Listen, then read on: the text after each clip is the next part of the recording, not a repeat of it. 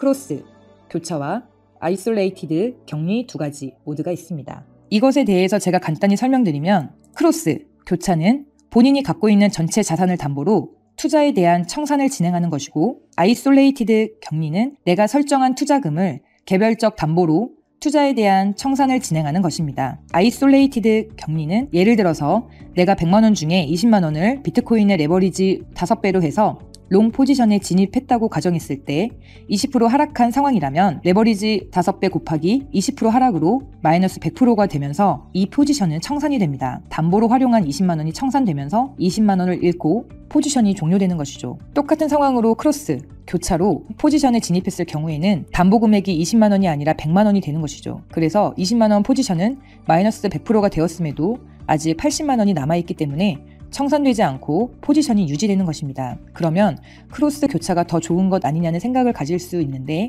이 부분은 잘 생각해 봐야 합니다. 만약에 손해가 20%가 아니고 그 이상이라면 극단적으로 50%가 하락했다고 생각해 보겠습니다. 아이솔레이티드, 격리는 말씀드린 대로 50% 하락이라도 그 전에 20% 하락 시점에서 청산되어 20만 원만 손해를 보지만 크로스 교차에서는 레버리지 5배 곱하기 50% 하락으로 마이너스 250%가 됩니다. 그러면 50만 원을 손해보게 되는 것이죠. 그렇기 때문에 크로스 교차는 아이솔레이티드 격리보다 훨씬 더 큰 손해를 볼 수 있습니다. 만약에 5배 레버리지가 아닌 10배, 30배 그 이상의 레버리지를 선택했다면 어떻게 될까요? 갖고 있던 100만 원이 사라지는 것은 순식간일 것입니다. 그렇기 때문에 초보자 입장에서는 아이솔레이티드 격리 모드를 선택해 주시는 것이 손실을 최소화할 수 있는 방법입니다. 그 옆에는 선물 거래의 가장 중요한 부분, 레버리지를 선택하는 곳이에요. 선물 거래에 있어서 수익률을 극대화하기 위해 사용되는 부분인데요. 자신의 자산 일부를 담보로 해서 투자 금액을 높이는 방식입니다. 만약에 내가 100만 원을 가지고 5배의 레버리지를 사용하면 500만 원어치의 포지션에 진입할 수 있습니다. 그래서 내가 선물 거래 진행한 코인이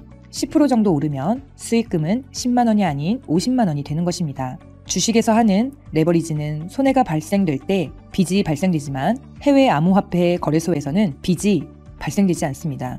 다만 여기에는 청산 기능이 있어서 만약에 내가 롱으로 5배 레버리지를 사용한다 했을 때 진입 가격에서 20% 하락이 진행되면 레버리지 5배 곱하기 마이너스 20%는 마이너스 100%로 청산이 발동되어 버립니다. 만약에 레버리지를 50배로 선택했다면 단 2%의 하락으로도 청산될 수 있는 것입니다. 그렇기 때문에 초보이신 분들은 레버리지 설정을 보수적으로 잡고 시작해 주시면 경험을 쌓는 것이 중요하다고 생각합니다.